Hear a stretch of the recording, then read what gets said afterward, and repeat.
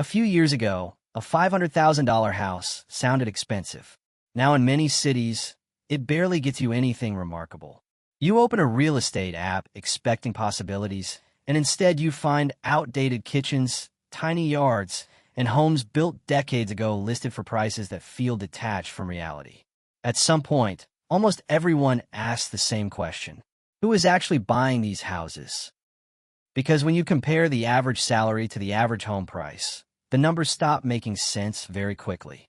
Today, we're going to break down what it really takes to afford a $500,000 home in 2026. Not just qualify for one on paper, but comfortably own one without constant financial pressure. And those are two very different things.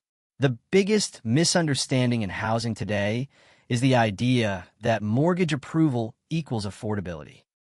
Banks calculate risk differently than normal people live their lives.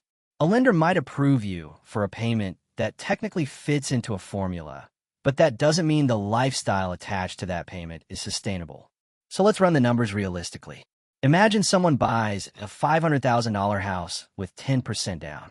That means they need $50,000 up front just for the down payment before closing costs, moving expenses, furniture, or repairs. The remaining mortgage would be around $450,000. At today's interest rates, that alone could mean a monthly payment somewhere near $2,800 before taxes or insurance are even added. But this is where most online conversations become misleading.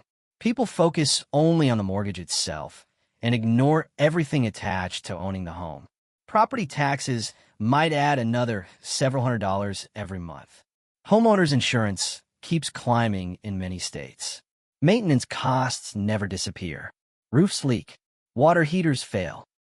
Air conditioning systems stop working at the worst possible time. A common estimate is that homeowners should expect to spend roughly 1% of the home's value each year on maintenance and repairs. On a $500,000 property, that's thousands annually. Then there's PMI if the buyer puts down less than 20%, HOA fees in some neighborhoods, utilities for a larger space, and the reality that life itself keeps happening outside the mortgage payment.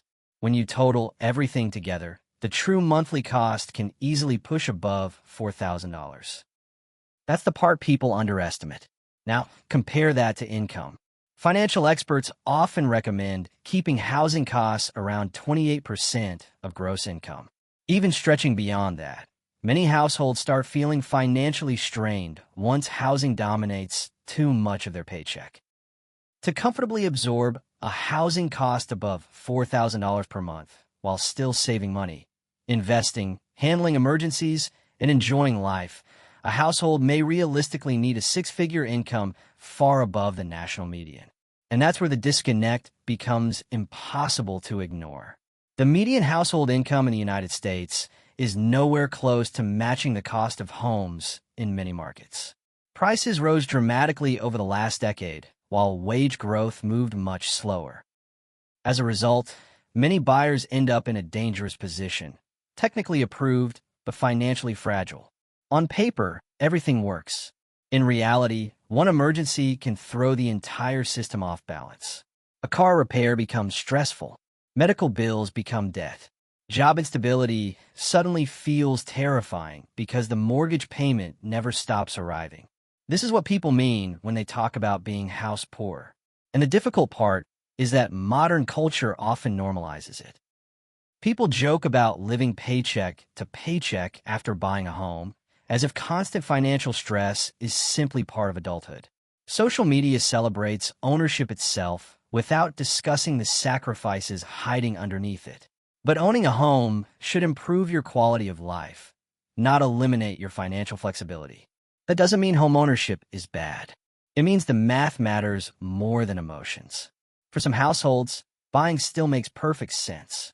Dual high incomes, strong savings, low debt, and stable careers can absolutely make a $500,000 home manageable.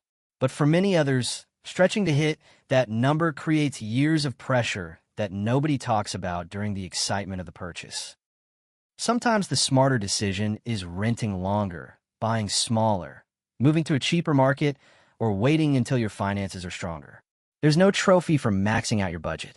And there's definitely no prize for spending decades stressed over a payment that looked manageable during the approval process. The real goal isn't just owning property. The goal is building a stable life. A house is only a good investment if it doesn't destroy your ability to save, invest, sleep peacefully, and handle unexpected problems without panic. That's the conversation more people need to have. Because in today's market, the question isn't, can you get approved? The real question is, can you afford the life that comes after? If this video makes you flinch even once, hit the like button and subscribe, and I'll see you in the next one.